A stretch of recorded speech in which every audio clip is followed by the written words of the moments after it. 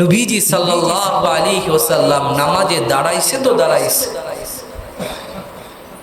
কিয়ামের মধ্যে দাঁড়াইছে, নামাজে দাঁড়াই রয়েছে আর কোরআনের তেলাওয়াত করতেছে। করতে করতে করতে করতে হযরতে আয়েশা আমাদের বলে নবীজির পাগুলি ফুলে গেছে, নবীজির পাগুলি ফুলে গেছে, সিজদায় গেছে ওঠার খবর নাই, রুকুতে গেছে ওঠার খবর নাই। এই দীর্ঘ সময় নামাজ পড়তে পড়তে নবীজির পাগুলি যখন ফুলে গেল, আমাদের বলে ইয়া রাসূলুল্লাহ, আপনার তো আগের গুনাহ পরের গুনাহ সব মাফ, তারপর আপনি এত কষ্ট এত মুজাহাদা কেন করেন নবীজি? নবীজি বলে আল্লাহ পাক যে আমাকে এত দেওয়া দিছে, আল্লাহ যে আমার এত দিছে, আমি কি আল্লাহর শুকরিয়া আদায় করব না? আমি কি আল্লাহর গোলামি করব না? তাহলে চিন্তা করে দেখেন নামাজ কেমন এক মজার ইবাদত ছিল, নামাজ কেমন এক মজার জিনিস ছিল যে দাঁড়াইছে, মাথার উপরে পাখি বসছে এই খেয়াল নাই, দীর্ঘ সময় চলে গেছে, নামাজেই দাঁড়ায় রয়েছে। আর আমি আপনি নামাজে দাঁড়াইছি, রুকুতে গেছি, কখন উঠছি কেউ খোঁজ পায় নাই, সিজদায় গেছি তো যাওয়ার আগেই উঠা যায়। যদি আমাদের সাথে 3 দিনের জন্য যাইতেন, আমরা তো হযরত মূর্খ মানুষ, জাহেল মানুষ, বুঝি না। আপনারা গেলে আমরা একটু ধন্য হইতাম, কিছু শিখতে পারতাম, আর আপনার মতো একটা বড় ব্যক্তির সাথে 3 দিন থাকতে পারতাম। তো মুফতি সাহেবরা দাওয়াত আচ্ছা ইনশাআল্লাহ, কি করে দাওয়াত দেয় ইনশাআল্লাহ। তো দেখা যায় কিছুদিন পরে আবার আসে, আয়সা দেখে দোকানদার নাই, কে নাই? পানের দোকানদার নাই, গেছে কই 3 দিনে। জিজ্ঞাসা করলো যে চোর গেছে কোথায়? উনি তো 3 দিনের জন্য আল্লাহর রাস্তায় গেছে। আচ্ছা, 1 দিন 2 দিন 3 দিন পরে আবার মুফতি সাহেব আসছে পার পাওয়ার জন্য। হুজুর এবার তো গেলেন না, আমি তো 3 দিন থেকে আসলাম, হুজুর সামনে যদি যাইতেন।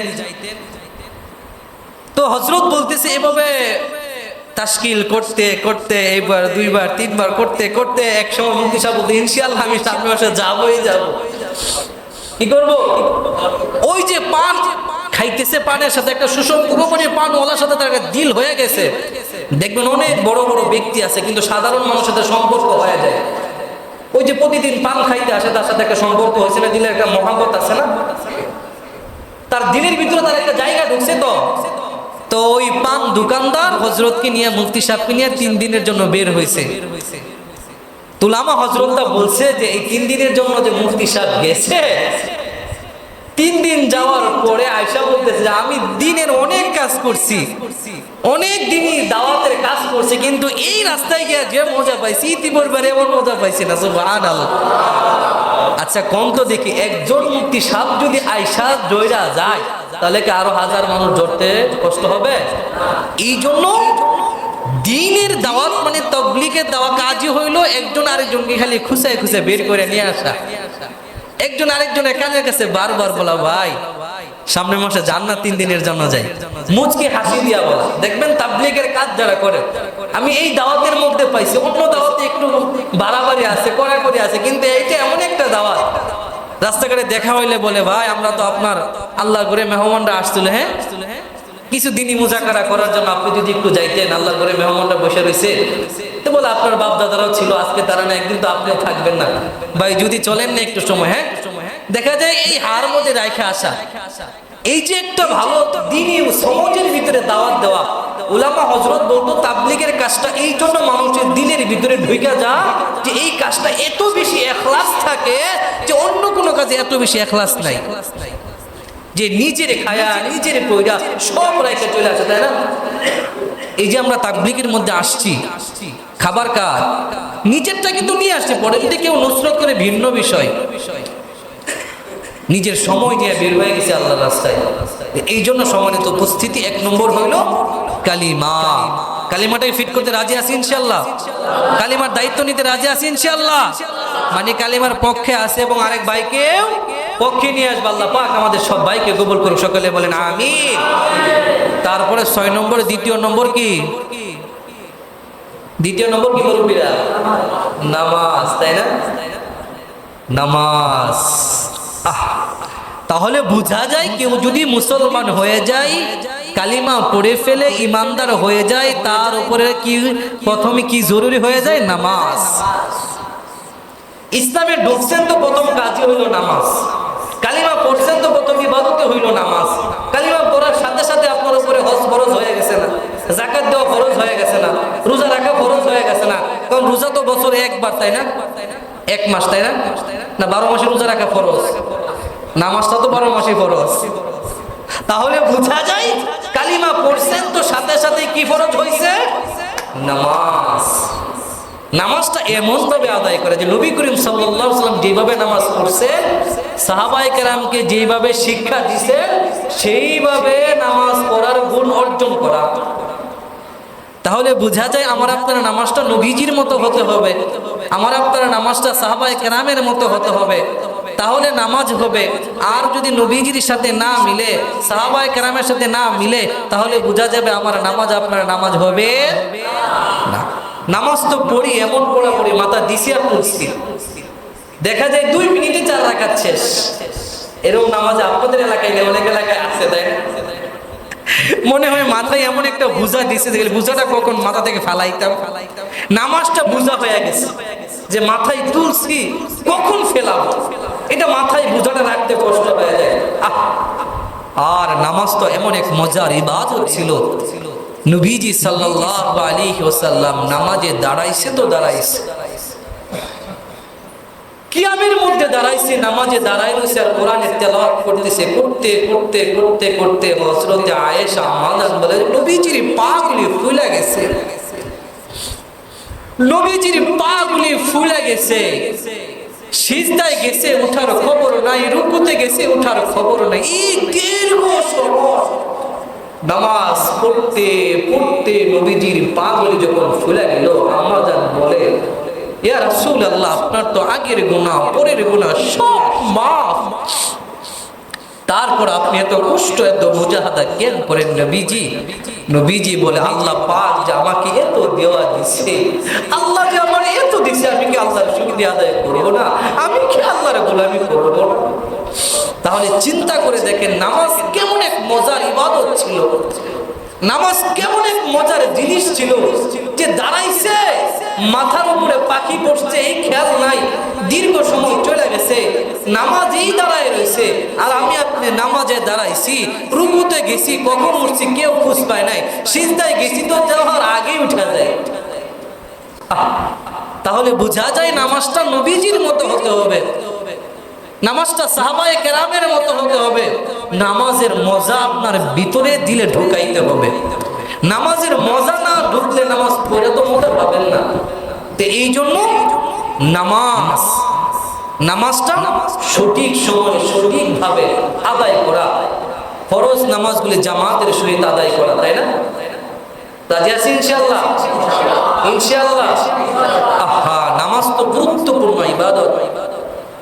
আসসালাতু ইমাদুদ্দিন, নামাজ হইল ইসলামের খুঁটি, দ্বীনের খুঁটি। যারা নামাজ নাই তারা দ্বীনের খুঁটি নাই। এই জন্য সম্মানিত উপস্থিতি, নামাজের জন্য আজকে থেকে প্রস্তুত আছে তো ইনশাআল্লাহ? নামাজের পরে কি এই নামাজ নিয়ে আলোচনা করলে তো কয়েক ঘন্টা দরকার, তাই না? আমরা শুধু 6টা নম্বর একটু যাই না নেই। নামাজের পরে হচ্ছে এলেম ও জিকির, তাই না? এলেম তো এমন এক জিনিস, খায়রুকুম মান তাআল্লামাল কুরআনা ওয়া আল্লামা, যারা এলেম শিখে এবং শেখায় তারাই দুনিয়ার শ্রেষ্ঠ জাতি, তারাই দুনিয়ার শ্রেষ্ঠ মানুষ। আচ্ছা, এই যে মনে করেন এখন তো আপনারা মাদ্রাসায় ভর্তি হতে পারবেন না, তাই না? সেই সুযোগ কি আছে? যারা মুরব্বী হয়ে গেছেন, যাদের বয়স এখন 30, 40, 50, 60 অথবা 70, তার থেকেও বেশি, তারা কি এখন মনে চাইলে দিন শিখতে পারবে, মাদ্রাসায় ভর্তি হতে পারবে? মক্তবে কি আপনাদেরকে ভর্তি করবে না? আপনাদেরকে সেই মক্তবে ভর্তি করবে না, কিন্তু একটা মক্তব আপনাদের জন্য খোলা হয়েছে, সেটা হচ্ছে দাওয়াতে তাবলীগের মক্তব। কিসের মক্তব? দাওয়াতে তাবলীগের মক্তব। এই দাওয়াতে তাবলীগের মক্তবে যদি কেউ ভর্তি হয়ে যায়, ওজুর ফরজ কয়টি, তায়াম্মুমের ফরজ কয়টি, গোসলের ফরজ কয়টি শিখানো হয় না?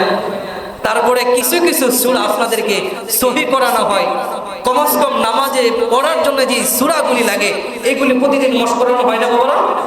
তাহলে বোঝা যায় যারা আমরা এখনো পর্যন্ত শ্রেষ্ঠ মানুষ হতে পারি নাই, দুনিয়ার শ্রেষ্ঠ মানুষ হতে পারি না, এটা আমার কথা না, নবীজির কথা। নবীজি বলতেছেন যে দুনিয়াতে তারাই শ্রেষ্ঠ যারা দিন শিখবে এবং শিখাবে, তাহলে বোঝা যায় দাওয়াতে তাবলীগের মধ্যে যারা ঢুকে গেছে তারা দুনিয়ার শ্রেষ্ঠ মানুষের অন্তর্ভুক্ত হইয়া গেছে, কারণ তারা দ্বীনের প্রচার করতেছে, দিন নিজেরা শিখতেছে। এই জন্য বাবারা ভাইরা এলেম দুই প্রকার, তাই না? একটা হচ্ছে ফাজিল ইলম, একটা মাসলা মাসাইল ইলম। ফাজিল ইলম ওই দিকে কিতাব থেকে শিখতে পারে, এবং মাসলা মাসাইল ইলমগুলি আলেমদের কাছ থেকে জানতে হবে, কারণ মাসলা মাসাইলের বিষয়গুলি খুব গুরুত্বপূর্ণ। এখন তো এমন হয়ে গেছে যে কিছু বুঝলে মাসলা দিয়ে দেয়, না না ভাই এটা করেন, এটা করলে ফিতনা বেড়ে যাবে। এই কাজ তো আপনাকে দেওয়া হয় না, এই দায়িত্ব তো আপনার না, এই দায়িত্বের জন্য আলাদা চ্যাপ্টার আছে, আলাদা লোক আছে, তাদের কাছে যান। এই জন্য আমরা এলেমগুলি অর্জন করব, পড়ার পরে এলেমের গুরুত্ব বুঝে এলেম বুঝে কাজ করব। আল্লাহ পাক আমাদের সবাইকে এলেম হাসিল করার তৌফিক দান করো। তারপরে জিকির, তাই না? ওর হালতে কি বলেন না, হ্যাঁ জিকির করে না। যার দিল জিকির আছে তারটা জিন্দার, যার দিল জিকির নাই তার দিল মুর্দা। আচ্ছা, জিকিরটা এমন একটা ইবাদত, দেখে জিকির করা মানে আল্লাহর সাথে কথা বলা, জিকির করা মানে আল্লাহরে স্মরণ করা। আল্লাহ আল্লাহ আল্লাহ আল্লাহ আল্লাহ জিকির করতেছেন, কার সাথে কথা হইতেছে? আহা, অন্য একটা জিকির করেন, বসে রয়েছেন জিকির করেন, শুয়ে রয়েছেন জিকির করেন, হাঁটতেছেন জিকির করেন, কেউ কি বাধা দিবে? একটা ইবাদত আছে যেটা সময় নেয়, যে কোনো সময় মনে চাইলে করতে পারবেন। আপনি মনে চাইছেন যে 33 বার সুবহানাল্লাহ, 33 বার আলহামদুলিল্লাহ, 34 বার আল্লাহু আকবার পড়বো, 100 বার আস্তাগফিরুল্লাহ আস্তাগফিরুল্লাহ আস্তাগফিরুল্লাহ, 100 বার লা ইলাহা ইল্লাল্লাহ, 100 বার দুরূদ শরীফ। এই যে জিকিরগুলো, এইগুলো যদি কোনো একটা ইমানদার চায়, পারবে কি পারবে না? এই বলেন, পারবে কি পারবেন না? আপনি মনে করতেছেন যে 100 বার প্রতিদিন এই রুটিন করে নিছে, সে মারা যাবে, তার হাসরের বিচার হবে, আর আপনি এগুলি না করে মারা গেছেন, আপনার হাসরের বিচার হবে। আল্লাহ পাক আপনাকেও ডান হাতে আমল নামা দিবে, তাকেও ডান হাতে আমল নামা দিবে। আল্লাহ আপনাকেও জান্নাতে দিবে, তাকেও জান্নাতে দিবে। মর্যাদা কি এক হবে? হ্যাঁ, স্থান বাবা ভিন্ন হবে। এই দুনিয়াতে যে যত পারবে সে তত কিছু ওখানে কামাইতে পারবে। দুনিয়াটা আখিরাতের ক্ষেত, আর দুনিয়া মাজরাতুল আখিরা। দুনিয়াটা আখিরাতের ক্ষেত শুরু, ফসল শুরু। আপনি এখান থেকে একবার সুবহানাল্লাহ বলতেছেন, আপনার জন্য জান্নাতে যে ইটগুলি তৈরি করতেছে না, ইট দিয়ে আপনার একটা একটা ইট তৈরি হইতেছে, আলহামদুলিল্লাহ বলতেছেন, অন্য কিছু হইতেছে। মানে যত কিছু ইবাদত করতে থাকবেন, জান্নাত আপনার জন্য তত বেশি প্রস্তুত হতে থাকবে। এই জন্য মুসলমান বাবারা ভাইরা, জিকিরটা সবসময় কোথায় ফিট করা? দিলের মধ্যে ফিট করা। দিলে যদি জিকির থাকে, এই দিল কি গুনার কাজে লিপ্ত হতে পারে? যার দিলে আল্লাহ থাকবে, আল্লাহ বলিয়া আইয়ুহাল্লাযীনা আমানু দুখুলু ফিস-সিলমি কাফা, ঈমানদার ঢুকো ইসলামের ভিতরে পরিপূর্ণভাবে, একেবারে সম্পূর্ণ রূপে। ঢুকতে তো হবে ইসলামের ভিতরে একেবারে, অর্ধেক ঢুকবেন অর্ধেক ঢুকবেন না, এটা হবে না। ওয়ালা তাত্তাবিউ খুতুওয়াতিশ শাইতান, আল্লাহ নিজেই বলে দেন, শয়তানের ইতাআত করো না, শয়তানের অনুগত্য করো না। ইন্নাহু লাকুম আদুউম মুবিন, শয়তান তোমাদের প্রকাশ্য শত্রু, দুশমন। তাহলে বোঝা যায় আমাদের প্রকাশ্য দুশমনের নাম কি? শয়তান। শয়তান চায় না আপনি দিনের পথে আসেন, শয়তান চায় না আপনার নামটা জান্নাতীর নামে ঢুকুক, শয়তান চায় না আপনি আল্লাহকে সিজদা দেন, শয়তান চায় না আপনি 3 দিনের জন্য বের হন, শয়তান চান না আপনি 1 চিল্লা দেন, আপনি 3 চিল্লা দেন, 1 সাল দেন। মানে শয়তানের কাজ হইল দিন থেকে আপনাকে ফারেক রাখা। তাহলে শয়তানের ইতাআত করা যাবে? হ্যাঁ, করা যাবে। তাহলে শয়তানের ইতাআত যদি না করি, তাহলে আল্লাহর পাকের ইতাআত যদি করতে চাই, তাহলে শয়তানের সাথে আমাদের দুশমনি রাখতে হবে। আমার আপনার দুশমনের নাম কি? শয়তান। দুশমনের নাম শয়তান। দুশমনের কাজ হলো আমাকে আপনাকে গুমরাহর পথে নেওয়া, গুমরাহি বানানো, জাহান্নামে ঢোকানো। নামটা জাহান্নামের খাতায় লেখা। সে আল্লাহর কাছে বলছিল, দেখবো তোমার বান্দারা কেমনে জান্নাতে ঢোকে। আল্লাহ কয়, তুই কি দেখবি? আমার বান্দা তুই ডানে ফিরাবি, বামে ফিরাবি, সামনে ফিরাবি, পিছনে ফিরাবি, বান্দার যাইতে যাইতে এমন একটা সময় আসবে, বান্দার দিনের সময় চলে আসবে, আর ওই বান্দা আমি আল্লাহর একবার আল্লাহ বলে ডাক দিবে, আর আমি আল্লাহর কাছে তওবা করবে, আমি আল্লাহর কাছে ক্ষমা চাইবে, আমি আল্লাহর কাছে কান্নাকাটি করবে, হাত জোর করবে, আমি আল্লাহ তারে মাফ করে দেব। দেখেন না, দাওয়াত তাবলীগের ভিতরে বলা হয় কেউ যদি 80 বছরের একটা কাট্টা কাফেরও যদি লা ইলাহা ইল্লাল্লাহ মুহাম্মাদুর রাসূলুল্লাহ সাল্লাল্লাহু আলাইহি ওয়াসাল্লাম এই কালিমা পড়ে মুসলমান হয়ে যায়, আমার আল্লাহ তারে মাফ করে কি পড়ে না?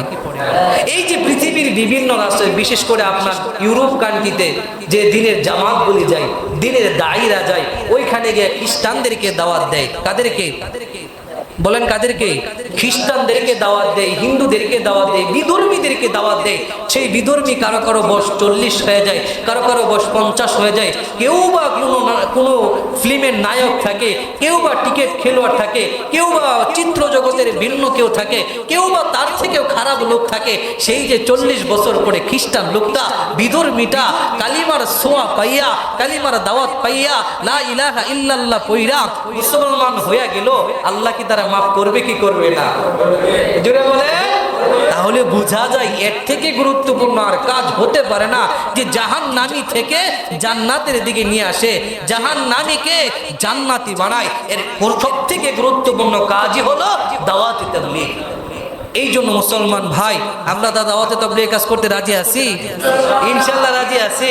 কারা কারা কারা কারা কারা কারা? আল্লাহ আমাদের সব ভাইকে কবুল করুক, সকলে বলেন আমিন। আরেকবার বলেন আমিন। তাহলে সোমবার দিন এই মসজিদ থেকে জামাত যাবে। যারা যারা যাবেন ইনশাআল্লাহ নাম হযরতের কাছে লেখাবেন, এবং প্রতি মাসের জন্য একটা জামাত বের হয়, ঠিক না? রাজি আছি ইনশাআল্লাহ? আল্লাহ পাক আমাদের সব ভাইকে কবুল করুক, সকলে বলেন আমিন।